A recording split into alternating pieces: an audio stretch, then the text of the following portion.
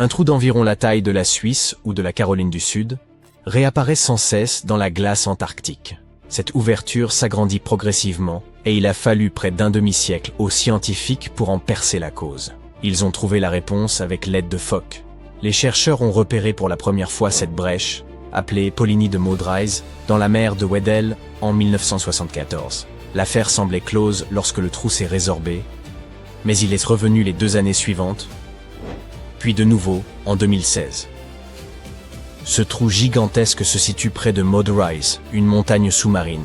Ce type d'ouverture, appelée Polynie, est une zone rare d'eau libre entourée d'une épaisse banquise. En Antarctique, lorsque l'hiver s'installe, la surface de l'océan gèle et la glace s'étend sur une aire presque 2 fois plus vaste que les États-Unis continentaux. Le long des côtes, des ouvertures apparaissent chaque année lorsque de puissants vents chassent la glace au large. Il est en revanche beaucoup plus rare que de telles brèches se forment en pleine mer, à des centaines de kilomètres des terres, au-dessus d'eaux très profondes.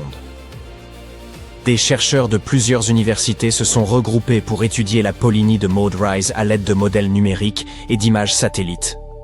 Ils ont même fait appel à des phoques antarctiques.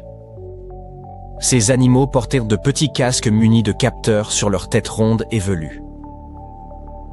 Grâce à ces phoques scientifiques, l'équipe a recueilli des données directement à la source. Les chercheurs ont alors montré que le trou résultait d'une combinaison complexe de facteurs. Vent, courant marin et relief du fond océanique agissèrent de concert pour faire remonter chaleur et sel vers la surface. En termes scientifiques, ce mouvement est nommé transport d'Ekman. Le transport d'Ekman correspond à ce qui se produit lorsque le vent perturbe la surface de l'océan.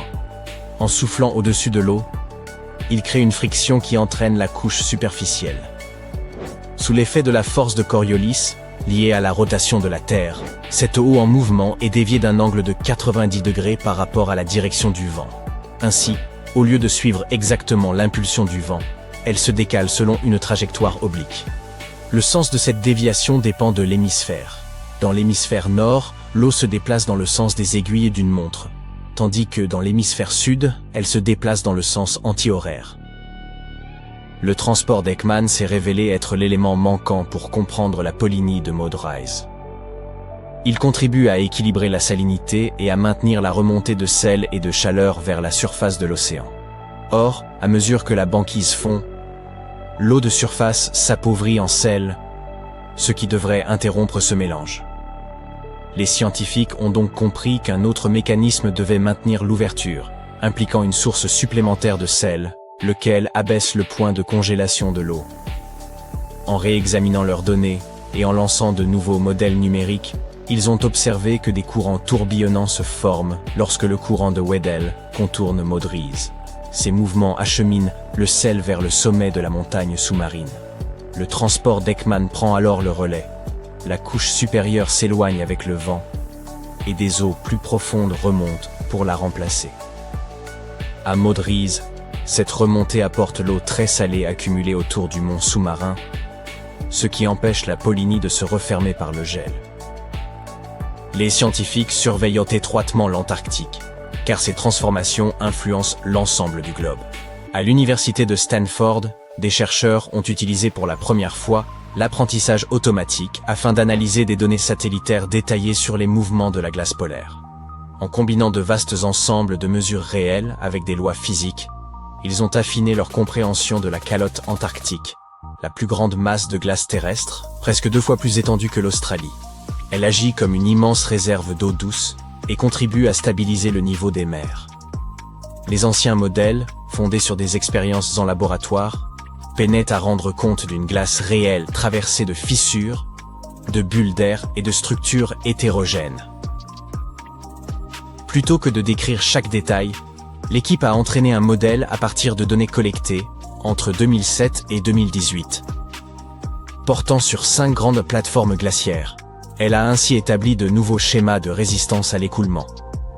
Près des terres, la glace est comprimée et suit les prévisions classiques. Plus au large, elle s'étire vers l'océan et adopte des comportements variables selon la direction. Moins de 5% des plateformes sont comprimées, tandis que les 95% restants échappent largement aux anciens modèles. Ces résultats pourraient améliorer de façon décisive nos projections sur l'avenir de l'Antarctique. Une autre découverte scientifique récente venue d'Antarctique bouleverse l'histoire des oiseaux telle qu'on la connaissait. Longtemps, le récit était simple. Les dinosaures dominaient la Terre jusqu'à l'impact d'un astéroïde, il y a 66 millions d'années, qui les a presque tous anéantis, à l'exception de quelques dinosaures aviens devenus plus tard des oiseaux comme les aigles ou les poules. Puis, les chercheurs ont mis au jour sur l'île Vega un fossile sans tête de Vegavicia-ai, âgé de 68 millions d'années, soit au moins 2 millions d'années avant la chute de l'astéroïde. Privé de crâne, il ne pouvait déterminer avec certitude ses liens avec les oiseaux modernes, évoquant tantôt les palmipèdes, tantôt les oiseaux de rivage. Près de 20 ans plus tard, une nouvelle expédition a toutefois découvert en Antarctique un crâne d'oiseau. Après un examen approfondi, les scientifiques l'ont rattaché à Vegavicia-ai et conclu qu'il s'agissait d'un ancêtre des oiseaux aquatiques actuels, tels que les huards et les grèbes. Si cette interprétation se confirme, Vegavicia-ai deviendrait l'oiseau moderne le plus ancien connu dans les archives fossiles. Le crâne présentait un long bec effilé, un cerveau sans équivalent chez les oiseaux du Mésozoïque et des traces de puissants muscles mandibulaires, parfaitement adaptés à la plongée et à la capture des poissons. Le reste du squelette montrait lui aussi des caractères favorables à la nage sous l'eau, comparables à ceux des huards actuels. À la fin du Crétacé, l'Antarctique formait une forêt tempérée, éloignée du Yucatan, et aurait pu servir de refuge lors de la catastrophe. Ainsi, les premiers oiseaux modernes auraient pu y survivre. Lorsqu'un immense iceberg, à peu près de la taille de Chicago, s'est détaché de la vaste plateforme glaciaire antarctique, les scientifiques présents ont accompli une première. Ils ont gagné immédiatement la zone afin d'examiner le fond marin nouvellement dégagé. L'exploration des faces inférieures des plateformes de glace est extrêmement complexe. Mais l'iceberg A84 a soudain révélé une surface de 540 km² accessible à l'étude. Les chercheurs ont déployé tout leur arsenal technologique, dont un submersible téléopéré et des robots autonomes, pour analyser le fond et les caractéristiques de l'eau sous-jacente. La vie colonise presque tous les milieux océaniques, des eaux claires peu profondes jusqu'aux abysses volcaniques plongés dans l'obscurité. Mais l'équipe a été véritablement stupéfaite par l'extraordinaire diversité de vie observée en ces profondeurs. Elle a découvert une véritable forêt d'éponges, des araignées de mer géantes, des poissons des glaces, des pieuvres, d'immenses coraux, des anémones et même des méduses abyssales luminescentes. En général, les organismes des grands fonds tirent leurs nutriments de la matière organique qui tombe de la surface. Or, sous une banquise épaisse de 150 mètres, présente depuis la nuit des temps, un tel apport était impossible. Il fallait donc que ces êtres vivants trouvent leurs ressources par un mécanisme totalement différent. Afin d'estimer l'ancienneté de cet écosystème caché, les chercheurs ont examiné les éponges. Celles-ci croissent très lentement, à raison d'1 ou 2 cm par an. Or, les spécimens observés étaient de grande taille, ce qui implique qu'ils se développaient là depuis des dizaines, voire des centaines d'années. L'équipe espère désormais que l'immense quantité de données océaniques et environnementales recueillies durant l'expédition lui permettra de comprendre comment ces écosystèmes ont pu prospérer dans de telles conditions et, peut-être, de mettre au jour des espèces entièrement nouvelles, encore inconnues de la science. Écoutez plutôt, des savants estiment qu'il serait possible de ramener les Néandertaliens à la vie dans les 20 prochaines années. Non pas sous forme de fossiles ni de simulations, mais comme de véritables êtres vivants. Et non, il ne s'agit pas d'un scénario de science-fiction, c'est un débat bien réel qui anime aujourd'hui laboratoires de génétique et comités d'éthique à travers le monde. Leur ADN a déjà été déchiffré, et l'obstacle qui subsiste n'est plus vraiment de savoir si nous en sommes capables, mais si nous devrions le faire. Dissipons un malentendu. Les Néandertaliens n'étaient pas ces brutes primitives, brandissant des massues, comme dans les dessins animés. Ils ressemblaient aux humains modernes, de proches cousins ayant occupé l'Europe et l'Asie durant des centaines de milliers d'années. Ils prenaient soin des membres blessés de leur groupe, fabriquant des outils, portèrent des vêtements et parvenaient à survivre aux conditions redoutables de l'ère glaciaire, qui mettraient à mal la plupart des humains actuels. Puis, il y a environ 35 000 ans, ils ont disparu. Les chercheurs ne s'accordent toujours pas sur la cause précise. Variations climatiques, rivalité avec Homo sapiens, maladies ou métissage ont sans doute contribué à leur extinction. Si l'on évoque aujourd'hui la possibilité d'une telle résurrection, c'est parce que les chercheurs ont achevé, en 2010, le séquençage complet du génome néandertalien. On peut l'imaginer comme un manuel d'instructions inscrit dans l'ADN, indiquant à un organisme comment se développer, fonctionner et survivre. Une fois ce manuel en main, la question cesse d'être « à quoi ressemblaient les néandertaliens ?» pour devenir « pourrions-nous en recréer un ?» C'est ici qu'intervient la technologie CRISPR, un outil d'édition génétique comparable à des ciseaux moléculaires capables de couper l'ADN à des endroits extrêmement précis afin d'y substituer d'autres séquences. Les chercheurs l'emploient déjà pour étudier certaines maladies, modifier des embryons animaux ou transformer des cellules souches humaines en laboratoire. En théorie, il serait possible de partir de cellules souches humaines et de remplacer progressivement l'ADN moderne par de l'ADN néandertalien, fragment après fragment. Selon certains généticiens, ce processus pourrait devenir réalisable en quelques décennies. Il ne s'agirait pas de copier directement un individu à partir d'un fossile, l'ADN ancien étant trop dégradé pour cela, mais de transformer graduellement un génome humain jusqu'à ce qu'il reproduise les instructions génétiques néandertaliennes. Le résultat ne serait donc pas une relique du passé ressuscitée telle qu'elle, mais un corps humain contemporain reconstruit en suivant les plans biologiques de Néandertal. Les chercheurs envisagent pourtant ce projet parce qu'ils espèrent résoudre plusieurs mystères. Pourquoi les Néandertaliens ont-ils disparu alors que notre espèce a survécu? Comment leur cerveau fonctionnait-il comparé au nôtre? Pensaient-ils, ressentaient-ils ou traitaient-ils le langage différemment? Un Néandertalien vivant pourrait éclairer des questions auxquelles ossements et fossiles ne répondront jamais. Certains chercheurs pensent même que cela pourrait servir la médecine moderne. Les gènes néandertaliens influençant l'immunité, le métabolisme et l'inflammation, l'étude d'une biologie complète pourrait révéler pourquoi certaines maladies affectent aujourd'hui les humains comme elles le font. Contre toute attente, leur retour pourrait donc aussi nous aider. Mais cet enthousiasme se heurte vite à un mur éthique. Un néandertalien ne serait pas une simple souris de laboratoire, ce serait une personne. Ce fait renverse tout le projet. On ne peut traiter une personne comme une expérience, même si la science veut des réponses. Être le seul néandertalien sur Terre serait, au minimum, extrêmement difficile. Il devrait vivre sans culture, sans communauté, sans personne partageant réellement sa biologie. Il grandirait entouré d'humains modernes, qu'il étudierait sans cesse, et le considérerait toujours comme une expérience.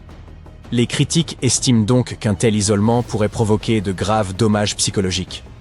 Il y a aussi la question du consentement, que ce projet violerait entièrement. Aucun néandertalien ne pourrait accepter de naître dans le monde moderne, d'être élevé par des humains, étudié toute sa vie et utilisé pour prouver une théorie. Or, le consentement est central en éthique médicale. On ne peut même pas tester de médicaments sans lui. Cloner un ancêtre humain enfreindrait clairement cette règle.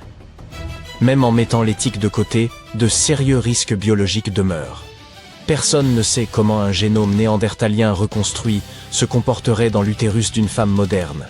La grossesse elle-même pourrait être dangereuse. Le développement pourrait ne pas suivre les attentes, et des réactions immunitaires imprévues pourraient survenir. De petites incompatibilités génétiques peuvent provoquer d'énormes problèmes lorsque l'on tente de créer un être humain à partir de zéro. Et même si tout fonctionnait, le résultat pourrait décevoir. Un seul individu ne recréerait pas une société néandertalienne, et le comportement dépend autant de la culture que de l'ADN. Sans population entière, les réponses obtenues pourraient rester superficielles, trompeuses ou incomplètes. Si le débat autour d'un éventuel retour des Néandertaliens est si intense, c'est parce que cette possibilité paraît très concrète. Le génie génétique progresse sans cesse, et les outils deviennent à la fois moins coûteux, plus rapides et plus précis. Pour l'instant, aucun laboratoire n'a l'autorisation de tenter l'expérience, et aucun embryon néandertalien n'existe. Pourtant, savants, éthiciens et responsables politiques discutent déjà de règles, de limites et de lignes à ne pas franchir, ce qui montre à quel point cette perspective semble proche. La question se pose alors, la curiosité scientifique devrait-elle connaître des limites, et qui est habilité à les fixer? À ce jour, aucune loi n'interdit explicitement la résurrection d'humains disparus. Si un pays décidait de l'autoriser, d'autres pourraient suivre, et peut-être plus vite que les réglementations. Certains chercheurs répondent toutefois à ces objections par un argument différent. Et si ne pas tenter l'expérience était aussi moralement discutable? Il rappelle que l'humanité ressuscite déjà certaines espèces disparues, manipule des génomes et altère la vie à son niveau le plus fondamental. Mieux comprendre les Néandertaliens pourrait nous aider à affronter de futurs bouleversements climatiques ou de vastes crises sanitaires. S'ils ont prospéré dans des environnements extrêmes, leur biologie pourrait receler des aptitudes de survie dont nous aurons peut-être cruellement besoin. Ainsi, renoncer à acquérir ce savoir pourrait, un jour, coûter de nombreuses vies. Et si tout cela ne vous concerne pas parce que vous pensez n'avoir aucun lien avec les Néandertaliens, voici une surprise. Lorsque vous vous regardez dans un miroir, il est possible que vous observiez une infime part de l'un d'eux. Elle peut littéralement se trouver dans votre ADN. Selon des recherches récentes, les Néandertaliens ne se sont pas simplement éteints, ils se sont aussi mêlés à nous. Les humains modernes dont les ancêtres ont quitté l'Afrique portent généralement entre 1 et 4% d'ADN néandertalien. Les chercheurs ne disposent pourtant que de très peu de génomes néandertaliens de qualité à étudier, à peine 3 vraiment complets. Ils proviennent d'ossements découverts dans une grotte de Croatie, datés d'environ 50 000 à 65 000 ans, ainsi que de 2 autres spécimens eurasiens vieux de 50 000 et 80 000 ans. Ce matériel reste limité, ce qui signifie que chaque nouvelle découverte revêt une importance considérable. Chaque individu possède 2 versions de chaque gène, l'une héritée de sa mère, l'autre de son père. Lorsque 2 populations très différentes se croisent, leurs descendants présentent une diversité génétique accrue. Les chercheurs ont ainsi comparé l'ADN de 3 Néandertaliens avec celui d'environ 2000 humains modernes. Le résultat fut surprenant. Les Néandertaliens eux-mêmes pouvaient l'emporter jusqu'à 3,7% d'ADN d'humains modernes. Autrement dit, ils ne se sont pas seulement mêlés à nous, nous nous sommes aussi mêlés à eux. Environ un parent néandertalien sur 30 aurait pu être un humain moderne, et ces échanges ne se sont pas produits qu'une seule fois. Les analyses génétiques révèlent au moins 2 grandes phases de métissage. L'une il y a 200 000 à 250 000 ans, l'autre entre 100 000 et 120 000 ans. Il y en eut peut-être davantage, mais l'ADN s'apparente à une photo floue. Plus l'événement est ancien, plus il devient difficile d'en distinguer les traces. Selon une autre étude récente, la majorité de l'ADN néandertalien chez les humains modernes provient d'une longue phase de métissage survenue il y a environ 47 000 ans et ayant duré près de 7 millénaires. Cela correspond à des générations ayant grandi ensemble. Les fossiles vont dans le même sens. Dans des grottes du Moyen-Orient, des chercheurs ont trouvé des crânes vieux d'environ 100 000 ans, ressemblant surtout à des humains modernes, mais avec d'épaisses arcades sourcilières et d'autres traits néandertaliens. Il semble aussi que la population néandertalienne ait été bien plus réduite qu'on ne le pensait, ce qui rendait difficile une séparation génétique durable. Au fil des vagues d'humains quittant l'Afrique et se mêlant à eux, les Néandertaliens ne disparurent pas simplement. Ils se fondirent dans la population humaine plus vaste. Ainsi, les Néandertaliens n'ont pas vraiment perdu au jeu de l'évolution. Ils font encore partie de nous. C'est un point. L'obscurité survient en plein midi. Qu'est-ce donc? La fin du monde? Devenez-vous aveugle? Un immense astéroïde se dirige-t-il vers la Terre? Rassurez-vous, il ne s'agit que d'une éclipse. Un phénomène cosmique d'ampleur planétaire qui n'a rien d'effrayant. C'est l'instant où la Lune passe devant le Soleil et où la planète s'enfonce brièvement dans l'ombre. Lorsque cela arrive, nous ne sommes guère surpris, car les scientifiques annoncent généralement une éclipse plusieurs mois à l'avance. Grâce aux calculs astronomiques et aux modèles mathématiques, ils prédisent pour de très longues années les positions du Soleil et de la Lune. Mais qu'en était-il autrefois, il y a 100, 500 ou 1000 ans? Un paysan part travailler au champ et soudain, toute la contrée bascule dans l'obscurité. Il sait que le jour a commencé, mais que se passe-t-il? Ou des marins sillonnant mer et océan, qui remarquent brusquement que l'horizon et le ciel s'assombrissent, comme si quelqu'un avait éteint la lumière. Imaginez l'effroi primitif qu'ils ont dû ressentir. Et pourtant, en réalité, les gens ne cédèrent pas à la panique. Bien avant l'invention des ordinateurs, des télescopes géants et des satellites, les hommes savaient déjà prévoir le moment d'une éclipse. Comment s'y prenaient-ils? Les peuples anciens étaient bien plus perspicaces que certains ne l'imaginent. Voyons comment ils réalisèrent leurs calculs astronomiques à travers l'exemple de la civilisation Maya et de son célèbre calendrier des éclipses. Ainsi, si vous l'ignoriez, les Mayas constituent un peuple autochtone de Mésoamérique, autrefois établi dans le sud du Mexique, le nord du Belize et le Guatemala. D'ailleurs, le terme « autrefois » convient mal. Ce peuple existe toujours. Au début du XXIe siècle, plus de 5 millions de personnes parlaient une trentaine de langues mayas. Avant la conquête espagnole, cette civilisation figurait parmi les plus avancées et les plus complexes au monde. Les premiers Mayas apparaissent dès 1500 avant notre ère, et, vers l'an 200, ils avaient déjà édifié de vastes cités dotées de pyramides, de cours, de temples et d'infrastructures. Ils étaient célèbres pour leur calendrier et leurs prévisions astronomiques. Vous avez sans doute entendu parler du calendrier Maya, dont la chronologie s'achevait en 2012, ce qui fit croire à beaucoup que l'apocalypse surviendrait cette année-là. Heureusement, rien ne se produisit. Une autre de leurs créations était le calendrier des éclipses, destiné à en prévoir les occurrences. Longtemps, les scientifiques en ont ignoré le fonctionnement, mais ils en connaissent aujourd'hui le principe. Tout commence avec le Codex de Dresde, un ouvrage datant des 11e ou 12e siècles. Composé de 78 pages en papier d'écorce, renfermant des savoirs sur l'astronomie, l'astrologie, les saisons et la médecine.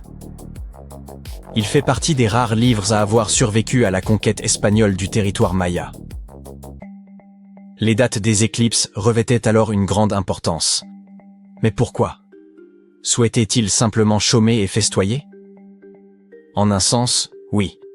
Mais il s'agissait de cérémonies sombres et redoutables. D'antiques rituels sans rien de réjouissant. Les Mayas voyaient dans l'obscurcissement du soleil par la lune un signe envoyé par les créatures mythologiques qu'ils adoraient. Lorsque le jour s'assombrissait, ils accomplissaient des rites inquiétants, espérant ainsi apaiser les divinités et obtenir récoltes abondantes, protection contre leurs ennemis, renouveau de la nature ou autres faveurs. Sans entrer davantage dans les détails, retenez qu'ils tenaient à connaître à l'avance les dates des éclipses afin de préparer ces cérémonies. C'est dans ce but qu'ils conçurent leur calendrier. L'une des tables du Codex de Dresde répertorie 405 mois lunaires, chacun correspondant à une révolution complète de la Lune autour de la Terre, soit environ 29 jours. Grâce à ces données, les prêtres mayas pouvaient annoncer des éclipses jusqu'à 700 ans à l'avance. Ce calendrier leur indiquait précisément le jour de l'événement. Pourtant, les chercheurs modernes ne comprenaient pas comment il était utilisé. Ce n'est que récemment qu'ils en ont élucidé le mécanisme. Ainsi, les Mayas observaient quotidiennement la Lune et le Soleil. En suivant le déplacement de la Lune dans le ciel, ils comprirent qu'il s'écoulait environ 29 jours entre deux nouvelles lunes. Ils remarquèrent ensuite que, parfois, la Lune masquait le Soleil, et que ces éclipses ne survenaient pas au hasard, mais selon des cycles précis. Ils élaborèrent alors un vaste calendrier composé de mois lunaires numérotés. 1 mois, 2 mois, 3 mois, et ainsi de suite jusqu'à 405. Durant certains mois, la Lune occultait entièrement le Soleil, tandis que, lors d'autres, elle ne le couvrait que partiellement. Ils consignèrent avec soin les jours exacts de ces phénomènes et enregistrèrent la position de la Lune sur 405 mois. Grâce à ces données, ils pouvaient prévoir où se trouverait l'astre pour les 405 mois suivants, puis recommencer ainsi durant des siècles. En termes simples, ils reprenèrent le calendrier après cette période. Du moins, telle était l'interprétation des scientifiques modernes. Mais elle s'avéra erronée. La Lune n'accomplit pas sa révolution autour de la Terre en un temps rigoureusement identique chaque mois. Certaines périodes sont légèrement plus longues, d'autres un peu plus courtes, avec seulement quelques heures d'écart. Pris isolément, ces décalages semblaient négligeables. Mais leur accumulation finissait par fausser le calendrier. Imaginez que vous arriviez avec une minute de retard à un rendez-vous. Cela n'a guère d'importance. Mais si ce retard se répète pendant 3 mois, vous accusez déjà près d'1 heure et demie de décalage. Sur un calendrier de 405 mois, ces heures supplémentaires devenaient bien plus nombreuses. Si les Mayas avaient systématiquement repris le dernier nombre d'un tableau pour débuter le suivant, leur prévision d'éclipse se serait peu à peu dégradée, chaque réinitialisation amplifiant l'erreur. Ils choisirent probablement une autre méthode, en commençant un nouveau tableau au 358e mois du précédent. Dans ce cas, leurs calculs sur l'alignement du Soleil et de la Lune n'avaient qu'une avance d'environ 2 heures et 20 minutes, une précision remarquable pour cette époque. Si l'on compare l'ancienne table aux connaissances actuelles sur les cycles d'éclipses, on constate que cette méthode permettait aux Mayas de prédire avec exactitude chaque éclipse solaire visible sur leur Terre entre 350 et 1150 de notre ère. Ces ajustements mineurs assuraient le bon fonctionnement de la table sur de longues périodes. Les scientifiques affirment qu'avec ces mises à jour, la table serait restée précise pendant des siècles, avec des écarts inférieurs à 51 minutes sur 134 ans. Cela illustre non seulement l'avancée des mathématiques mayas, mais aussi la manière dont ils reliaient intimement leur existence et leurs croyances au mouvement du Soleil, de la Lune et des étoiles. Nous faisons quelque chose de comparable avec l'année bissextile. Février compte normalement 28 jours, mais tous les 4 ans, un jour supplémentaire le porte à 29. La Terre ne parcourt pas exactement un tour complet autour du Soleil en un an, mais en un an plus environ 6 heures supplémentaires. Ces heures additionnelles s'accumulent et, au fil des années, finissent par constituer un jour entier, que l'on ajoute à la fin de février. Le jour intercalaire. De petites erreurs de ce type sont ainsi corrigées. Les Mayas appliquaient un procédé analogue pour leur calendrier des éclipses. Mais comment choisissaient-ils les points de référence pour leurs calculs astronomiques? Nous l'ignorons. Ils y parvenaient sans ordinateur, télescope ni autre technologie moderne, simplement grâce à leur remarquable capacité d'observation de la nature. Un système similaire de cycles a conduit certaines personnes à croire que le monde prendrait fin en 2012. Les Mayas avaient conçu un calendrier débutant en 344 avant notre ère et se terminant le 21 décembre 2012, qu'ils percevaient comme la fin d'un ancien cycle et le commencement d'un nouveau. Notre culture contemporaine a, hélas, transformer ce point en une supposée fin du monde.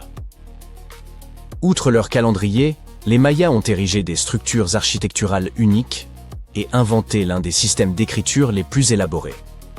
Ils étaient également grands amateurs de chocolat liquide. Ils cultivaient les cacaoyers, récoltaient les fèves, les séchaient, les broyaient et les mélangeaient à de l'eau, chauffant le tout pour obtenir une boisson mousseuse et très amère qu'ils adoucissaient avec du miel, ou agrémentés de piments et d'autres épices. Les Mayas ont réalisé de nombreuses inventions fascinantes, mais ce sujet mérite une exploration plus approfondie dans une autre vidéo. Les vagues se brisent plus haut que jamais, prêtes à engloutir l'une des îles les plus énigmatiques de la planète. D'ici 2080, la montée des eaux pourrait atteindre Lahu Tongariki, la célèbre plateforme cérémonielle de Rapa Nui, aussi connue sous le nom d'île de Pâques. Et ce n'est pas une simple spéculation. Des chercheurs de l'université d'Hawaï, à Manoa, ont déjà effectué des simulations et publié leurs résultats dans le Journal of Cultural Heritage. Leur étude révèle que jusqu'à 51 autres sites culturels, y compris les célèbres statues Moai, pourraient eux aussi être submergés. Mais avant d'en venir à ces sombres perspectives, intéressons-nous à Rapa Nui elle-même. C'est le nom d'origine de l'île de Pâques. Des populations venues de Polynésie s'y sont établies vers l'an 300 de notre ère. Une fois installées, elles ont développé une culture singulière, à la fois inventive et profondément spirituelle. Entre le Xe et le XVIe siècle, elles ont érigé d'imposantes plateformes cérémonielles appelées Aou, ainsi que d'immenses statues, les Moai, destinées à honorer leurs ancêtres. Ces figures colossales se dressent encore aujourd'hui, conférant à l'île une aura de mystère. Tout cela est préservé au sein du parc national de Rapa Nui, une réserve naturelle chilienne qui constitue le cœur même de la culture locale. L'architecture et les sculptures y sont d'une originalité sans équivalent, même au sein du monde polynésien. L'île de Pâques est d'ailleurs l'un des lieux les plus isolés du globe. Elle se situe à environ 3700 km du territoire chilien, couvre 166 km² et son site classé au patrimoine mondial s'étend sur près de 70 km², incluant 4 petits îlots voisins. Le parc national de Rapa Nui abrite une profusion de trésors archéologiques. Les chercheurs y ont recensé près de 900 moai, plus de 300 AU et des milliers d'autres structures liées à l'agriculture, aux rites funéraires, à l'habitat ou à la vie quotidienne. Ces statues sont fascinantes. Certaines atteignent 2 mètres de haut. D'autres frôlent les 20. La plupart furent taillés dans une lave jaune-brun, à l'aide d'outils rudimentaires, en basalte nommés toki. Certaines étaient encore en cours de sculpture, d'autres transportées vers leur emplacement définitif, et plusieurs furent abattues, puis redressées.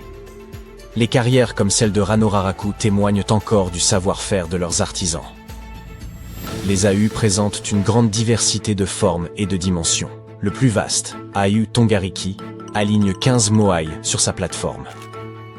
La majorité repose sur une base de pierre soigneusement assemblée, avec une rampe souvent pavée de galets polis et une esplanade à l'avant.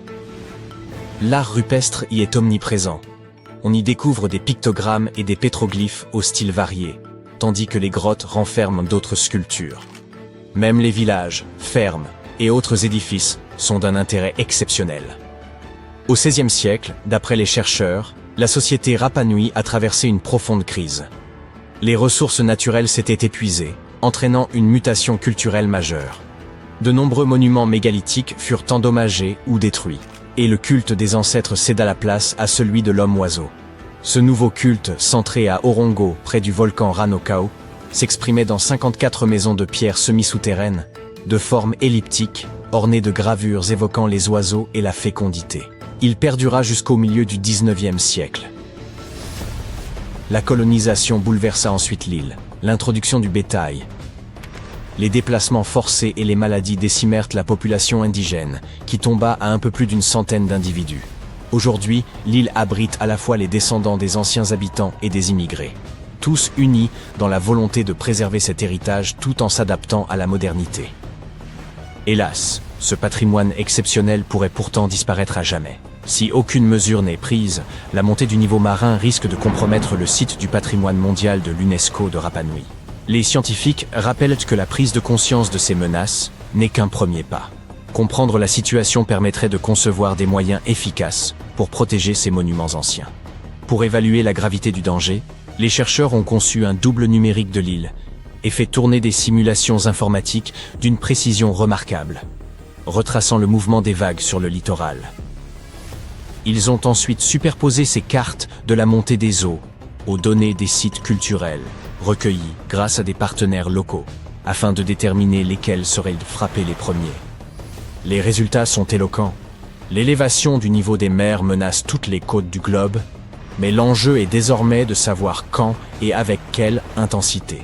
Selon les projections, les vagues pourraient atteindre l'Ahu Tongariki d'ici 2080. Cette célèbre plateforme surmontée de moai, véritable symbole de la culture Rapa Nui. Les données sont indiscutables, et le temps presse. Les habitants doivent agir sans délai, avant que l'océan ne s'approprie ce qui leur revient de droit. Et l'île de Pâques n'est pas le seul site patrimonial à subir les assauts du climat. Au Pérou, l'antique cité de Shan Shan endure les effets du dérèglement météorologique. Ancienne capitale de l'Empire Chimú, elle demeure la plus vaste cité précolombienne en terre crue du continent américain. Véritable prouesse pour son époque, elle témoignait d'une organisation sociale élaborée, d'une planification urbaine ingénieuse, de réseaux d'irrigation perfectionnés et d'un art raffiné. Bien que les Incas s'en soient emparés au XVe siècle, les ruines révèlent encore toute la sophistication de la civilisation Chimú. Inscrite au patrimoine mondial de l'UNESCO, Shan Shan revêt une importance historique majeure. Aujourd'hui, le phénomène El Niño, la phase chaude d'un cycle climatique naturel nommé El Niño, oscillation australe, provoque à la fois pluies torrentielles et sécheresse prolongée. Ces variations existaient déjà, mais elles surviennent désormais avec une fréquence accrue. En parallèle, la montée des nappes phréatiques fragilise les structures. Pour contrer ces menaces, les habitants régulent les eaux souterraines, restaurent les murs, archivent les vestiges, forment les populations locales, sensibilisent à la préservation et élaborent des plans d'urgence. Les tempêtes et la réduction des zones côtières engendrent aussi de graves difficultés sur l'île Herschel, au Canada, où des baleiniers s'établirent au XIXe siècle. La situation est si critique que plusieurs bâtiments ont dû être déplacés vers l'intérieur des terres pour échapper à l'océan. Si l'érosion se poursuit, il faudra les déplacer de nouveau, et certains édifices finiront sans doute abandonnés. Le dégel du permafrost, quant à lui, endommage les sépultures, provoquant la rupture des cercueils enfouis. En nous tournant vers la cité des mosquées de Bagherhat, au Bangladesh, nous constatons que l'eau et la salinité du sol dégradent progressivement les édifices en pierre. Le sel s'infiltre dans la roche, puis se dilate au contact de l'humidité, provoquant fissures et désagrégations accélérées. Ce lieu, lui aussi classé au patrimoine mondial de l'UNESCO, renferme environ 360 mosquées, ainsi que des bâtiments publics, des bassins, des mausolées, des ponts et des routes, jadis érigés en briques cuites. La Grande-Bretagne côtière figure elle aussi parmi les régions menacées par la montée des eaux et la violence accrue des vagues. Les intempéries y mettent en péril de nombreux châteaux historiques. Hurst dans le Hampshire, Tintagel en Cornouailles, Piel en Cumbria, le fort de Bayard's Cove dans le Devon, les fortifications de la garnison des îles Scilly, ou encore Calshot à Southampton. Selon l'organisation English Heritage, il devient urgent de consolider les murs et de renforcer les défenses pour protéger ces monuments des tempêtes à venir. De fortes pluies et un climat de plus en plus violent frappent aussi Édimbourg, en Écosse. Les risques d'inondation et de glissement de terrain augmentent chaque année. Depuis 1970, les précipitations annuelles ont grimpé de 13%. Le grès, continuellement imbibé puis séché, s'use peu à peu, affaiblissant le château d'Édimbourg et le socle volcanique sur lequel il repose. Finira-t-il par s'écrouler? Si rien n'est entrepris, ce n'est qu'une question de temps. Un autre lieu emblématique, prisé des visiteurs du monde entier, pourrait lui aussi être submergé, Venise. Sa lagune subit les effets de la montée des mers et les inondations deviennent plus fréquentes. Les bâtiments et les rues de la ville se trouvent désormais directement menacés. Ainsi, les difficultés rencontrées par Rapa Nui ne constituent en rien une exception. D'autres régions côtières, telles qu'Hawaï, subissent la même menace liée à la montée des eaux. Temples anciens, sites funéraires et trésors culturels irremplaçables sont exposés au même sort que les moaïs et les plateformes rituelles de l'île de Pâques. Et il n'y a pas que l'architecture qui se trouve menacée, mais aussi la mémoire, les traditions et l'identité de peuples entiers. Les chercheurs s'appuient désormais sur les données d'inondations côtières pour anticiper ce qui pourrait advenir de Rapa Nui et d'autres sites historiques. Ils cartographient les risques, analysent l'élévation du niveau marin et cherchent des solutions pour préserver ces lieux inestimables. Le temps joue contre eux. Si vous vous aventurez à quelques 2900 km de Madagascar, en plein milieu, de pratiquement nulle part, vous atteindrez les îles Kerguelen. Ce territoire français reculé figure parmi les lieux les plus isolés de notre planète. Aucun aéroport, aucune population autochtone et pas même de Dobro-Wifi. Seulement des vents impitoyables, des pluies glaciales et une mer déchaînée. Pourtant, ce site recèle un secret colossal sous ses eaux. Ce que vous apercevez au-dessus du niveau de la mer n'est que l'extrémité d'une structure bien plus vaste, les sommets d'une immense masse terrestre ayant en grande partie sombré dans l'océan. Il s'agit du plateau des Kerguelen, un continent perdu, englouti. Ce vaste plateau volcanique, majoritairement submergé, se situe dans l'océan Indien austral, à environ 3000 km au sud-ouest de l'Australie, et atteint près de 3 fois la superficie du Japon. Mais ne tentez pas de le repérer sur une carte mondiale. Pour le voir réellement, il vous faudrait plonger en profondeur, littéralement, puisque d'importants fragments reposent désormais à plus de 1800 mètres sous l'eau. Cependant, ce ne fut pas toujours le cas. Pendant de longues périodes, de vastes portions du plateau des Kerguelen émergeaient au-dessus de la mer, formant un immense micro-continent. Cela se situait approximativement entre 100 et 20 millions d'années auparavant. Les chercheurs estiment alors que cette terre était recouverte de forêts denses, peuplées d'arbres tels que des araucarias et des cyprès. Mais ce paysage n'était guère paisible. Les volcans en activité étaient omniprésents, avec des coulées de lave probablement répandues sur le territoire. Et il ne faut pas oublier les dinosaures. Des indices montrent que des lézards et des dinosaures y ont vécu, probablement de petites espèces, et non les plus gigantesques et redoutables. Une autre hypothèse fascinante avance que le plateau des Kerguelen aurait jadis servi de long pont terrestre reliant l'Antarctique à l'Inde. Cette idée a longtemps été tenue pour vraie, mais des recherches plus récentes tendent à la contredire. Même à cette époque, de vastes étendues d'eau libre séparaient encore ces masses continentales. Quoi qu'il en soit, aujourd'hui, les arbres ont disparu et les volcans anciens reposent silencieux sous les eaux. Vous vous demandez peut-être comment ce fragment de continent a-t-il sombré et pratiquement disparu. Nous y reviendrons sous peu. Mais il nous faut d'abord répondre à une question essentielle. Comment le plateau des Kerguelen s'est-il formé en premier lieu?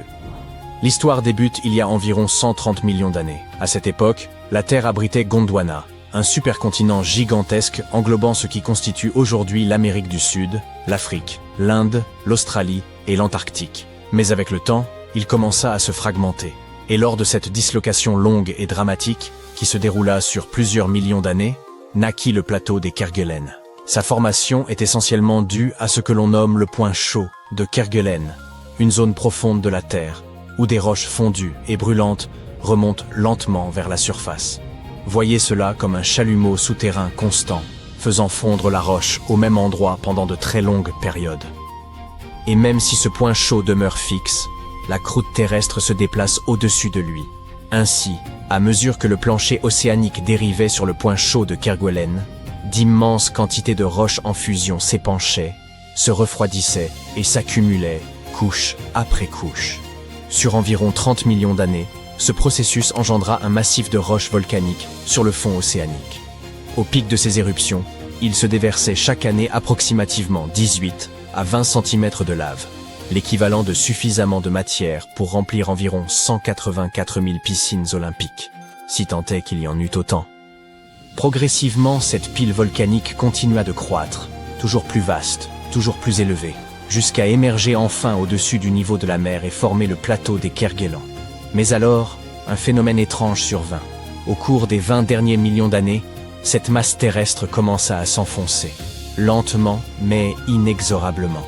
Aujourd'hui, la majorité de sa surface repose entre 1000 et 2000 mètres sous le niveau de la mer. Seules quelques zones ont réussi à rester émergées, dont les îles Kerguelen, ce territoire français mentionné plus tôt, et les îles McDonald, relevant de l'Australie. Mais comment le reste a-t-il sombré ? Les continents ne finissent pas submergés comme s'ils coulaient soudainement comme des pierres. Ce processus résulte plutôt du lent pliement, étirement et déplacement de la surface terrestre sur de très longues périodes. L'enveloppe extérieure de la planète se divise en vastes morceaux, les plaques tectoniques, qui flottent sur une couche de roches plus chaude et malléable, le manteau. Lorsqu'un continent se trouve étiré de part en part par des forces internes, sa croûte s'amincit et s'affaisse progressivement. Et lorsque cette descente se produit, l'océan n'envahit pas le territoire d'un seul coup. L'eau de mer s'écoule lentement, inondant d'abord les zones les plus basses et transformant la terre sèche en mer peu profonde. Entre-temps, la roche sous-jacente refroidit, et lorsqu'elle se contracte, elle s'affaisse, entraînant la surface à descendre encore davantage. Parallèlement, les sédiments continuent de s'accumuler, presque comme de lourdes couvertures, ajoutant un poids supplémentaire et enfonçant progressivement la croûte. C'est essentiellement ce qui est arrivé au plateau des Kerguelen. Certaines parties émergeaient autrefois, et abritaient même des forêts.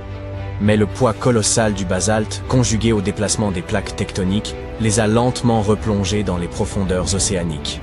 Au final, seules les plus hautes crêtes volcaniques sont restées émergées, celles que nous voyons aujourd'hui sous la forme d'îles. Maintenant, voici une question majeure. Si la plus grande partie est immergée, peut-on encore parler de continent ? D'une certaine manière, oui. Depuis les années 70, les chercheurs le décrivent même comme un microcontinent.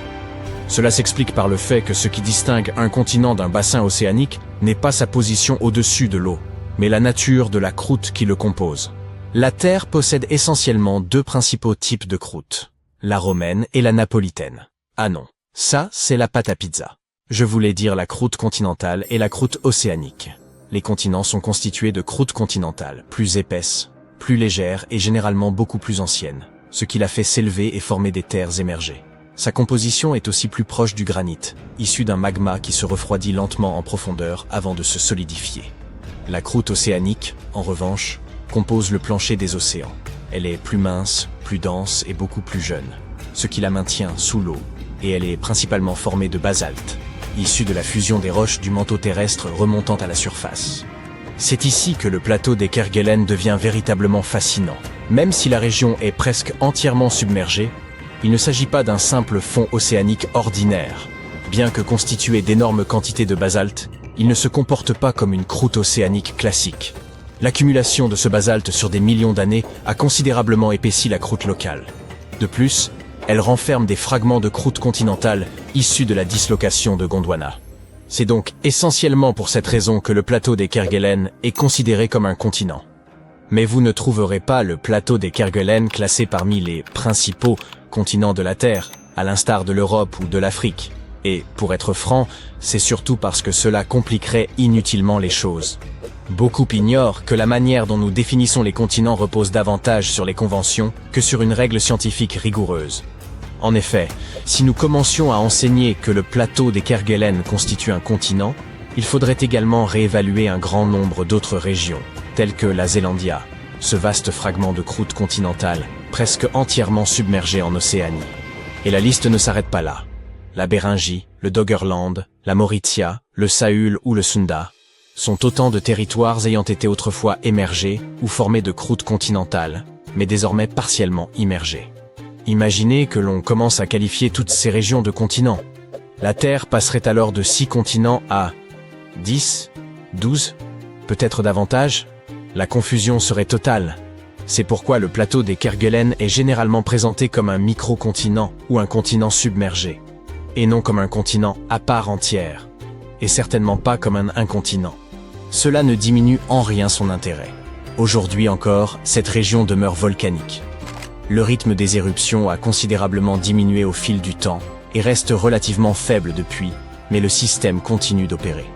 Et c'est déjà remarquable, car une telle activité ne dure habituellement qu'1 à 5 millions d'années. Ainsi, en quelque sorte, le plateau des Kerguelen se compose des éponges en forme d'amphores, des méduses d'un autre monde, des vers segmentés hérissés de soie, ainsi que d'imposantes pieuvres figurent parmi les plus récentes découvertes en Antarctique. Ces créatures ont été observées suite au détachement d'un immense iceberg, révélant sous la glace un véritable trésor de vie ancienne. En janvier 2025, un immense bloc de glace baptisé A84, aussi vaste que la ville de Chicago, s'est détaché de la plateforme de glace de George VI, une étendue glacée longue de 450 km, large de 19 à 69 km, et épaisse d'environ 250 mètres. Durant l'été austral, de novembre à fin février, la fonte de surface y donne naissance à de longs lacs sinueux appelés lacs glaciaires rubaniformes, dont le nom reflète la forme étirée. Lorsque l'iceberg s'est éloigné, il a mis à nu une portion du fond marin jusqu'alors jamais observée. Le navire de recherche Falkor, II, naviguait à proximité, dans la mer de Bellingshausen. Informés du détachement, les scientifiques ont aussitôt modifié leur programme, conscients de l'opportunité rarissime qui s'offrait à eux. Explorer un lieu vierge et insoupçonné, comme si l'on soulevait une pierre dans une forêt pour découvrir la vie dissimulée en dessous. Les chercheurs ont mobilisé un robot sous-marin nommé Subastian pour sonder les abysses durant 8 jours. Ils ont atteint des profondeurs dépassant les 1280 mètres. C'est là qu'ils ont mis au jour un écosystème insoupçonné, d'imposants coraux et de vastes éponges, littéralement peuplés d'organismes marins, un monde tapi sous les glaces. Les chercheurs s'attendaient à détecter quelques formes de vie, mais furent stupéfaits par leur abondance. Ces créatures sous-marines anciennes ne se contentaient pas de survivre. Elles prospéraient depuis des siècles dans ce milieu extrême. Anémones semblables à de petits arbres cotonneux, araignées de mer, poissons des glaces, pieuvres. L'expédition fut retransmise en direct à des scientifiques du monde entier. Et ces vidéos sont désormais accessibles librement. Certaines des créatures découvertes semblent appartenir à des espèces nouvelles, ce qui est particulièrement fascinant. En 2025, il est fort probable que l'Antarctique abrite encore des espèces inconnues, dont certaines pourraient être endémiques à cette région. Cette singularité s'explique par l'isolement extrême du continent, séparé du reste du monde depuis des millions d'années par le courant circumpolaire antarctique, comparable à de vastes douves encerclant un château fort. Même si ces espèces ne s'avéraient pas inédites, les chercheurs ont tout de même identifié des escargots, des vers polychètes munis de soie, de minuscules crabes et autres crevettes, ainsi qu'une rare variété de méduses fantômes, dont l'apparence évoque un monde étranger.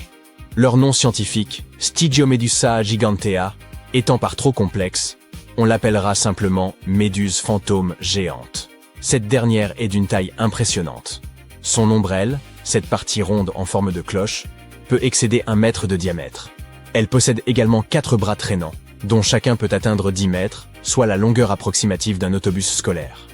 Bien que le tout premier spécimen ait été capturé dès 1899, il fallut attendre 60 ans pour reconnaître en cette créature une espèce totalement distincte.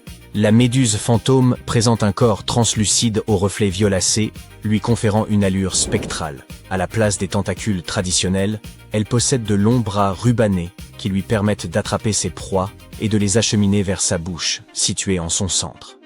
Bien que dépourvues de cerveau, ces méduses ont étonné les chercheurs par leur comportement. La méduse fantôme géante semblait mouvoir ses bras avec lenteur et précision, surtout lorsqu'elle traversait d'étroits passages sur le fond marin. Elle paraissait agir avec prudence, de manière presque intentionnelle. Une telle attitude intrigue. Aurait-on affaire à une créature dotée d'une forme de sensibilité? Voilà de quoi susciter le malaise. Les méduses disposent d'un réseau nerveux rudimentaire, mais pas d'un véritable cerveau. Pourtant, les mouvements fluides et contrôlés de la méduse fantôme ont amené les scientifiques à penser qu'elle pourrait être plus intelligente, voire mieux coordonnée que les espèces connues.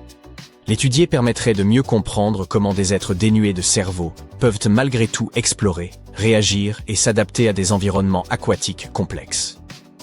Lors de l'exploration des profondeurs antarctiques, l'équipe a fait la rencontre de petites créatures fascinantes appelées polychètes. De nombreuses espèces variées de ces vers évoluent dans les zones extrêmement froides et profondes de l'océan. Leur corps segmenté est orné de minuscules soies disposées le long de leurs flancs, qui leur servent à se déplacer, à percevoir leur environnement et même à se défendre contre les dangers. Un exemple remarquable est l'Eulagisca gigantea, qui habite les eaux glaciales et abyssales, et dont les soies dorées étincelantes lui confèrent une allure particulièrement élégante. Durant leur expédition sous-marine, les chercheurs ont également découvert d'impressionnantes éponges aux formes évoquant de grands vases. Ces organismes, dont la croissance est notoirement lente, doivent leur gigantisme à une présence continue sur place, s'étalant sur plusieurs siècles, voire davantage. La taille considérable de ces éponges révèle que la faune environnante ne s'est pas installée récemment, mais qu'elle forme, depuis des décennies, des communautés marines pérennes et prospères, dissimulées sous la glace, attestant d'une vie ancienne et résistante à l'âpreté du milieu. Cette découverte a beaucoup surpris les scientifiques. Dans les études précédentes, ils faisaient descendre des caméras par des trous dans la glace ou exploraient des zones d'iceberg longtemps après leur détachement. Et ne voyaient qu'un fond marin nu, presque vide. Mais cette fois-ci, arrivé quelques semaines seulement après le détachement de l'énorme iceberg, l'équipe a découvert ce qui se cachait juste en dessous. Les 14 premiers kilomètres derrière la barrière de glace abritent des écosystèmes riches et animés. Ce milieu sombre, froid et depuis longtemps isolé accueille pourtant de multiples créatures. Cela prouve que la vie peut survivre dans des lieux que l'on croirait bien trop hostiles ou gelés. En revanche, la présence de cette vie sous la glace ne surprend guère. De nombreux animaux vivent en effet dans des environnements sous-marins, sombres et froids. Il est donc naturel qu'ils habitent également sous cette plateforme glaciaire. La glace les dissimule et les protège des perturbations de surface. Ce qui étonne davantage, c'est la diversité des espèces présentes, malgré l'isolement ancien de ce lieu. Ce milieu ressemble en réalité beaucoup au fond marin des régions antarctiques dépourvues de glace. Comment cela peut-il s'expliquer? Habituellement, de minuscules plantes, les phytoplanctons, prolifèrent près de la surface où la lumière solaire pénètre, fournissant la base de la chaîne alimentaire. De petits crustacés formant le krill se nourrissent de ces plantes la nuit avant de plonger pour acheminer nourriture et nutriments au fond marin. Même leurs déchets participent à l'alimentation de la vie abyssale. Or, la présence d'une calotte glaciaire massive bloque la lumière, empêchant la croissance végétale et la descente du krill. Les scientifiques supposaient alors que la vie y serait moindre. Pourtant, ils y ont découvert une abondance surprenante d'organismes. Il semblerait que la nourriture et les nutriments parviennent à s'infiltrer sous la glace, acheminés par des courants sous-marins semblables à des rivières qui coulent sous l'océan. Les chercheurs ont observé des espèces animales particulièrement âgées, ce qui donne à penser que ces courants, issus pour l'essentiel de la fonte des glaciers, assurent un apport suffisant pour maintenir un écosystème équilibré et dynamique. Personne ne peut prédire avec certitude le sort de cette vie abyssale à présent que l'iceberg s'est éloigné. Ces organismes ont vécu sous une couche épaisse et stable de glace pendant une période indéterminée, Dans des conditions d'obscurité totale et d'immobilité, il est évident qu'ils ne sont guère enclins au changement. La disparition de ce toit glacé pourrait dès lors bouleverser profondément leur environnement. L'un des chercheurs a rappelé que la plateforme glaciaire à l'origine de l'iceberg avait reculé d'environ 40 km en un demi-siècle. Ce retrait s'inscrit dans un phénomène plus large. L'Antarctique fond à un rythme croissant, ce qui contribue à l'élévation du niveau des mers à l'échelle planétaire. C'est ce qui confère à cette découverte son importance capitale. L'équipe cherche à comprendre non seulement ce qui se passe à l'instant présent, mais aussi comment cet écosystème dissimulé s'inscrit dans un cadre plus vaste. En étudiant son évolution sur plusieurs décennies, voire davantage, nous pourrions peut-être anticiper ce qui nous attend. N'est-il pas remarquable que la rupture d'une masse de glace puisse livrer de telles révélations? Les chercheurs ont récemment mis au jour une nouvelle statue sur l'île de Pâques, nichée au cœur du cratère d'un ancien volcan. Ils étaient pourtant convaincus d'avoir déjà recensé l'ensemble des Moai, ces emblématiques colosses de pierre. Cette découverte remet en question nos connaissances à leur sujet. Tout d'abord, les Moai apparaissent rarement de façon isolée. Il est donc possible que d'autres spécimens soient dissimulés dans les environs. Ensuite, il s'agit du tout premier Moai découvert au fond d'un lac asséché. Les scientifiques œuvraient à la restauration des zones humides dans le cratère volcanique lorsqu'ils sont tombés sur la statue. Le plan d'eau avait commencé à se résorber en 2018. Durant 2 à 3 siècles au minimum, le lac présentait une profondeur avoisinant les 3 mètres, ce qui rend toute intervention humaine à son fond hautement improbable. Les experts estiment que les Moai remontent à plus de 5 siècles. Il est donc plausible que le peuple Rapa Nui ait transporté cette statue en ce lieu à une époque où le bassin était complètement asséché. La statue récemment exhumée mesure environ 1,50 m de haut, ce qui demeure modeste comparé à la majorité des sculptures présentes sur l'île. Elle se distingue néanmoins par sa forme complète et ses traits nettement définis. Les chercheurs prévoient d'effectuer une datation au radiocarbone afin d'en préciser l'ancienneté. À la demande des anciens de la communauté Rapa Nui, ils n'envisagent pas de déplacer la statue de son emplacement d'origine. Les statues Moai ont longtemps suscité la perplexité des chercheurs. Si l'on savait qu'elles furent érigées en l'honneur des chefs de l'île, nul n'était en mesure d'expliquer pourquoi ces sites précis avaient été retenus pour leur implantation. La majorité d'entre elles ont été retrouvées sur les rivages de l'île. Des chercheurs de l'université new-yorkaise de Binghamton ont entrepris d'étudier de plus près les emplacements des statues et ont découvert qu'ils étaient liés à la présence d'eau. L'île de Pâques, constituée de sols volcaniques poreux, absorbe aisément la pluie. En conséquence, elle ne dispose ni de rivières abondantes, ni de sources suffisantes. Il y a plusieurs siècles, les habitants dépendaient de l'écoulement des eaux souterraines pour s'approvisionner en eau potable. L'eau retenue en profondeur dans les strates rocheuses ou sédimentaires, appelées aquifères, finit par remonter jusqu'à la surface. Lorsqu'elle émerge à proximité du littoral, elle se mêle à l'eau salée de la mer, mais le taux de salinité reste suffisamment bas pour que l'eau demeure consommable.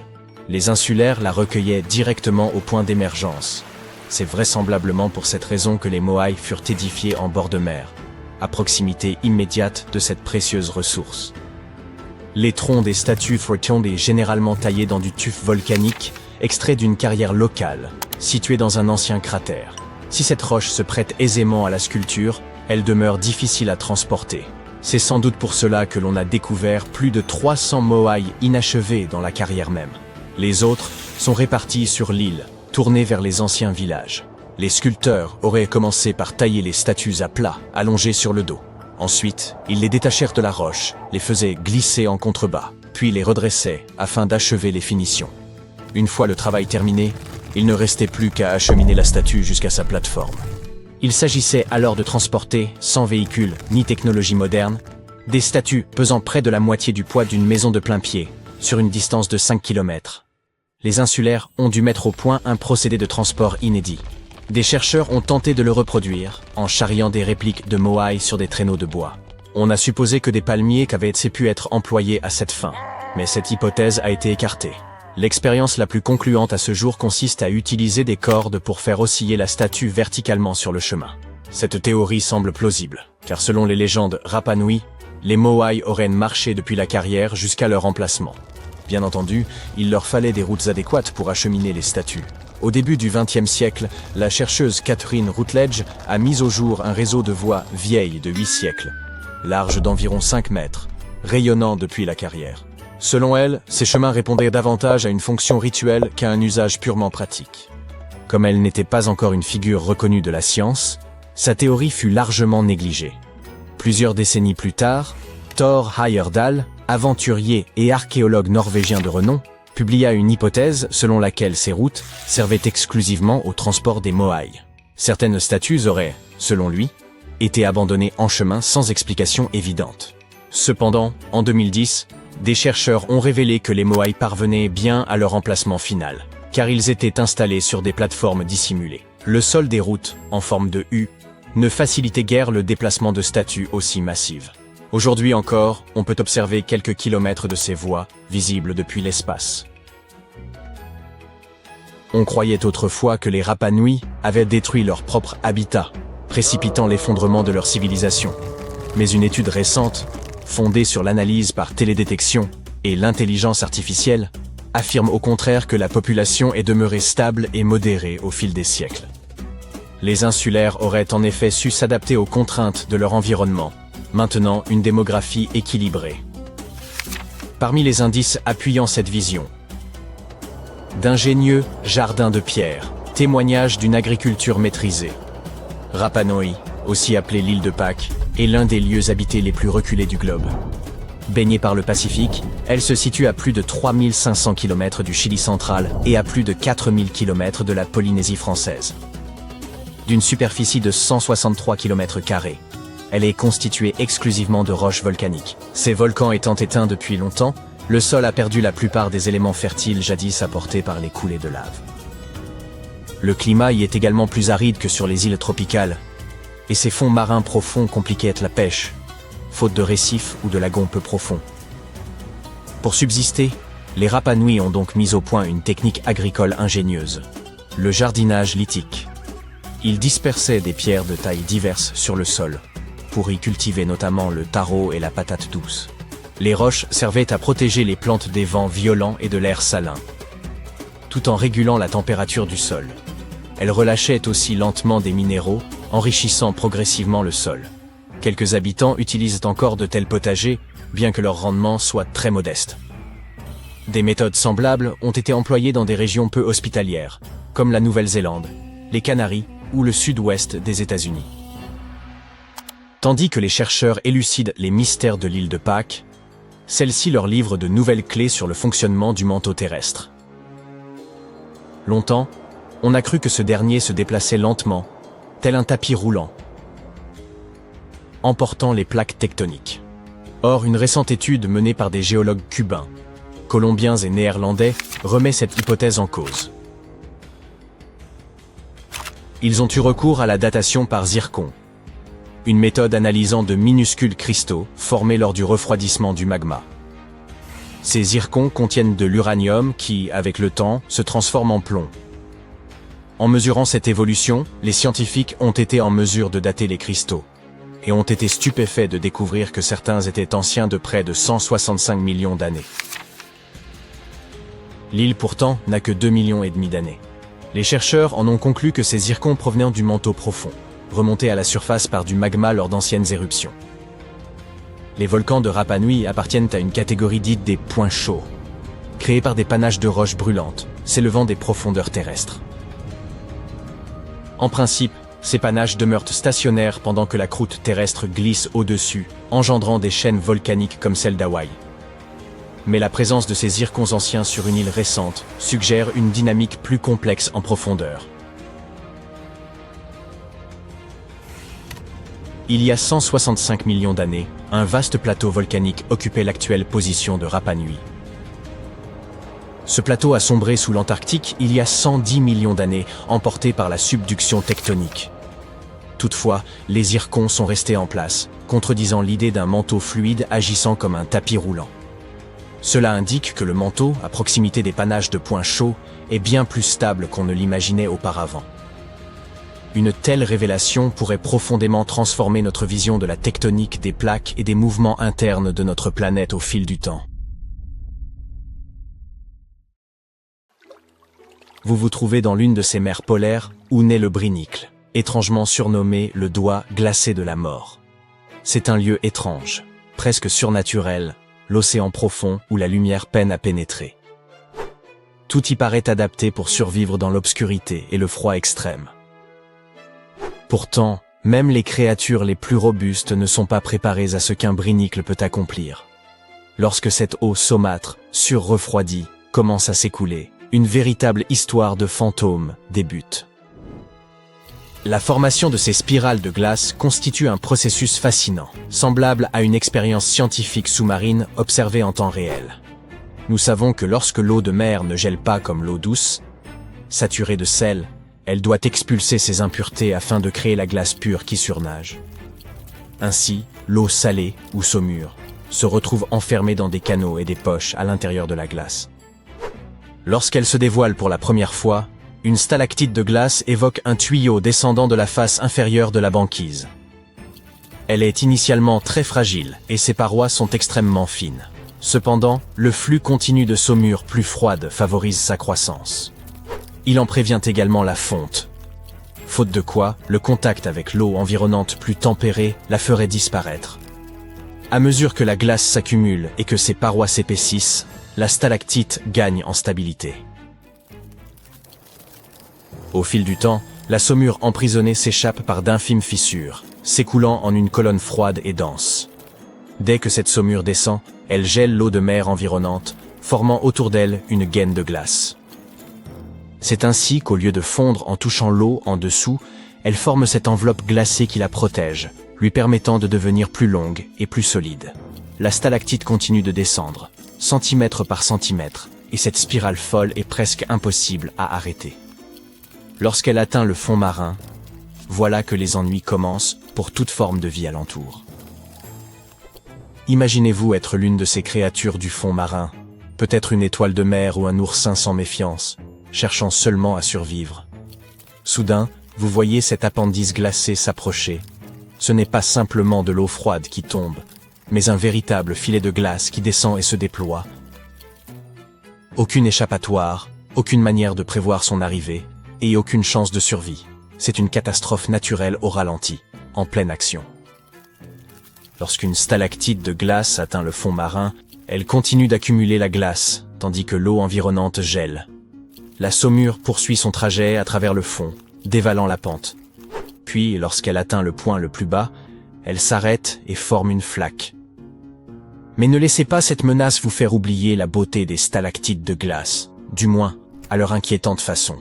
Elles évoquent des visions oniriques, tubes de glace élégants et torsadés, descendant avec symétrie et hasard parfait. Les filmer est un défi, tant elles demeurent de fragiles lors de leur formation initiale. Le simple mouvement d'un courant proche ou une brusque variation de température peut les rompre, mettant fin au spectacle avant même qu'il ne commence véritablement. Les scientifiques ayant filmé des brinicles en 2011 ont donc bénéficié d'une chance extraordinaire. C'était la première fois que le monde pouvait observer ce doigt glacé descendre et geler tout ce qu'il touchait, transformant notre compréhension des écosystèmes polaires. Les brinicles peuvent atteindre des dimensions impressionnantes, parfois plusieurs mètres de long. Leur taille dépend des conditions de l'eau et de la glace au-dessus. Plus le mouvement de l'eau est lent et plus la température est basse, plus un brinicle peut croître en longueur et en robustesse. Mais si l'eau est trop profonde, ou que le courant est trop agité, le brinicle se fragmente. Il requiert un équilibre parfait pour survivre suffisamment longtemps afin d'atteindre le fond et d'y geler. Pour les créatures du fond marin, les brinicles sont comme des pièges invisibles, mais au lieu d'un filet, c'est une cage de glace en expansion qu'elles doivent éviter. Les étoiles de mer et les oursins n'ont peut-être pas de cerveau développé, mais ils possèdent un instinct élémentaire pour fuir le danger. Hélas, face aux brinicles, ils sont généralement pris au dépourvu. Une seconde, ils vaquent à leurs occupations. La suivante, une couche glacée se referme sur eux, les immobilisant et les congelant presque instantanément. Il est difficile de ne pas éprouver de compassion pour ces créatures, n'est-ce pas? On observe un brinicle en action, et l'on voit une étoile de mer s'immobiliser. Un instant, elle se déplace lentement sur le sable, puis se fige, totalement impuissante. C'est comme contempler un accident de train au ralenti. Fort heureusement, les brinicles ne menacent que les petites formes de vie marine, telles que les oursins et les étoiles de mer. Les animaux plus imposants, phoques ou baleines, ou même les humains plongeant dans les eaux glaciales des pôles, demeurent parfaitement protégés. Parallèlement, pour les scientifiques, ce phénomène naturel impitoyable offre un aperçu fascinant de la manière dont la vie s'adapte, ou échoue à s'adapter, dans des environnements extrêmes. Et ce n'est pas tout. Une stalactite de glace salée pourrait représenter le cadre idéal pour l'apparition de la vie. Les chercheurs envisagent désormais ces tubes glacés ultra salés non seulement comme des pièges mortels, mais aussi comme de possibles foyers de vie. Cette théorie ne relève pas de la science-fiction. Elle repose sur des recherches concrètes. Voici le mécanisme. Les canaux de saumure dans la glace de mer contiennent de minuscules espaces confinés. Ce sont précisément les endroits où les composés chimiques peuvent se retrouver piégés, se concentrer et interagir de manière stimulante. C'est comme créer un micro-laboratoire où les éléments constitutifs de la vie peuvent se réunir et engendrer quelque chose de nouveau. Les chercheurs estiment que ce processus de rejet du sel dans la glace de mer a pu réellement favoriser l'apparition des premiers éléments de la vie. Certains pensent même qu'il pourrait se produire actuellement sur des lunes glacées telles qu'Europe, Ganymède ou Encelade, où des mers gelées se trouveraient sous de solides couches de glace. Imaginez des brinicles se formant sur d'autres mondes de notre système solaire, établissant les bases d'une vie extraterrestre, grâce au même processus glacial qui engendre ces doigts de la mort sur Terre. Une des manières dont les scientifiques présentent les brinicles consiste à les comparer à de véritables jardins chimiques. Avez-vous déjà réalisé l'expérience consistant à mélanger des sels métalliques dans une solution et à observer l'émergence de structures évoquant des plantes? Un processus chimique analogue peut être constaté dans l'action d'un brinicle. Dans le froid de la saumure riche en sel d'un brinicle, certaines réactions pourraient se déclencher, donnant naissance à des acides aminés ou à d'autres éléments constitutifs de la vie. Il est fascinant de penser que quelque chose d'aussi dangereux ait pu contribuer à façonner notre monde, ou pourrait engendrer d'autres formes de vie ailleurs. Que ce soit sur Terre ou sur une autre planète, ces réactions chimiques pourraient constituer le premier pas vers l'apparition de formes de vie simples. C'est une sorte d'alchimie où la glace et l'eau salée se combinent pour produire quelque chose de plus que la somme de leurs parties. Et c'est l'une des raisons pour lesquelles les chercheurs sont si désireux d'étudier les brinicles, chaque exemplaire pouvant renfermer un indice sur la manière dont la vie débute, survit ou échoue dans des conditions extrêmes. Quelque chose d'aussi fascinant et étrange, mais pourtant si simple que les brinicles, soulève des questions plus vastes. Comment la vie a-t-elle débuté sur Terre? Quelles conditions sont nécessaires pour que la vie subsiste dans des environnements extrêmes? Des structures semblables pourraient-elles exister dans d'autres régions de notre système solaire, ou au-delà, créant des conditions propices à l'émergence future d'une vie extraterrestre? Aussi silencieuses qu'elles semblent en s'étendant depuis la glace, les brinicles sont aussi le reflet de la complexité et de l'interconnexion remarquable de notre monde. Elles paraissent n'être que de simples doigts de glace, mais renferment des secrets touchant à l'écologie, à la chimie et aux origines mêmes de la vie. Ainsi, la prochaine fois que vous entendrez parler de l'océan, souvenez-vous qu'au plus profond, dans les eaux les plus sombres et les plus froides, quelque chose d'incroyable et légèrement terrifiant se produit en ce moment même.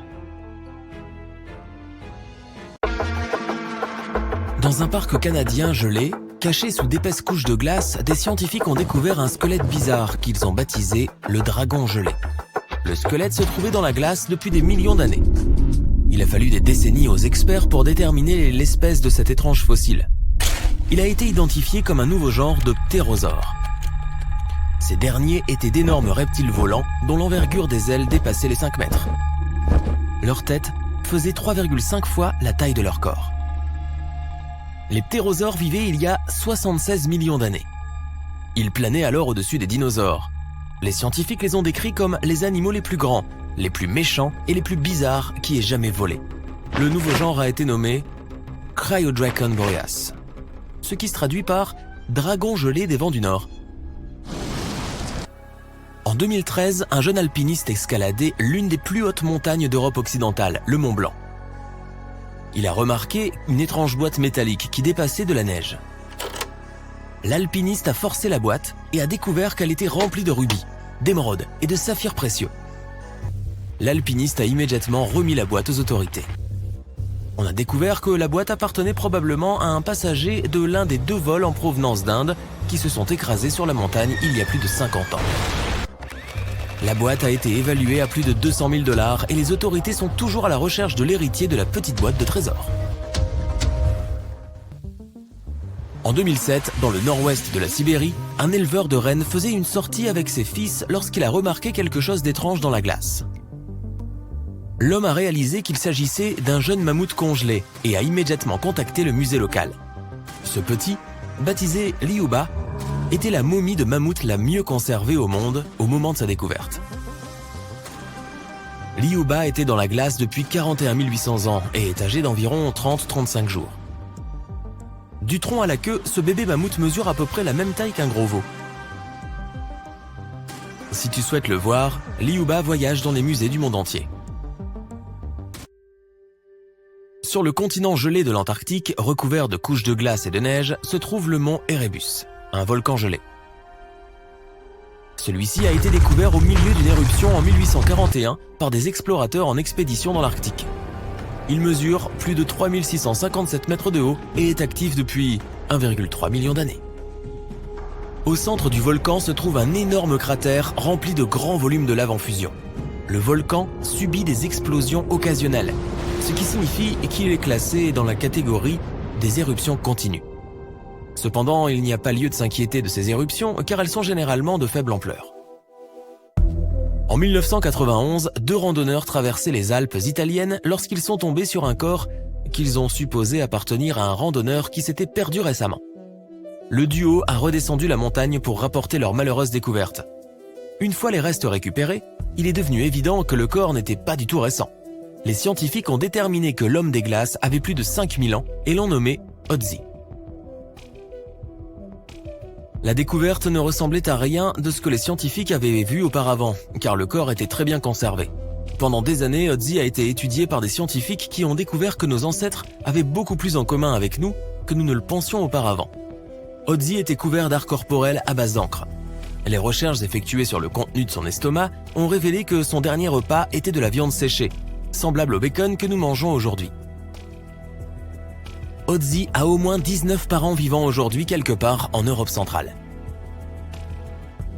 Des scientifiques étudiaient d'anciens terriers d'écureuils en Sibérie lorsqu'ils sont tombés sur quelque chose d'intéressant. L'un des écureuils avait caché de précieuses graines dans les profondeurs du sol. Les graines étaient enfermées dans la glace depuis 32 000 ans. Les graines étaient issues de la fleur Silene stenophila, qui avait disparu depuis longtemps. De manière incroyable, les scientifiques ont pu récupérer des tissus végétaux à l'intérieur des graines et faire pousser une culture entière de celles-ci. Ils ont depuis réintroduit cette fleur disparue dans des habitats naturels du monde entier. En 1930, une équipe de scientifiques norvégiens a navigué autour de l'océan Arctique pour mener des recherches sur les mers et les glaciers. Ils ont atteint White Island, une terre dangereuse et glacée sur laquelle aucun humain n'avait mis les pieds auparavant. C'est du moins ce qu'ils pensaient, car les scientifiques ont été choqués de découvrir le bout d'un petit bateau qui dépassait de la neige. Gelés à l'intérieur du bateau, ils ont trouvé du matériel scientifique et divers objets personnels, dont une veste portant le monogramme S.A. André.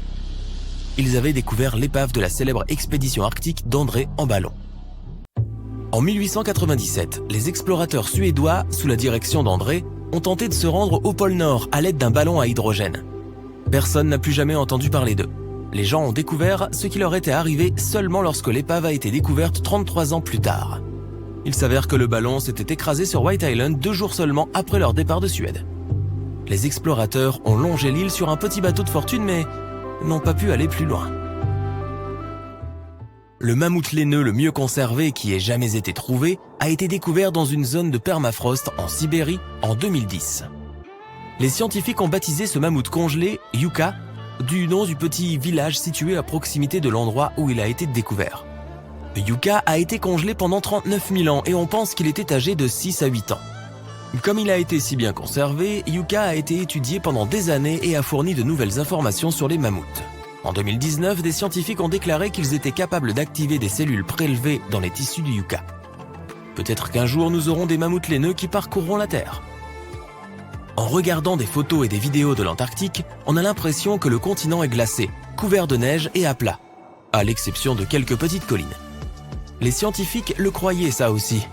En étudiant les montagnes Gamburtseff au début des années 2000, ils ont été choqués de découvrir que les petites collines rocheuses étaient en fait le sommet d'une gigantesque formation montagneuse sous 1 km de neige.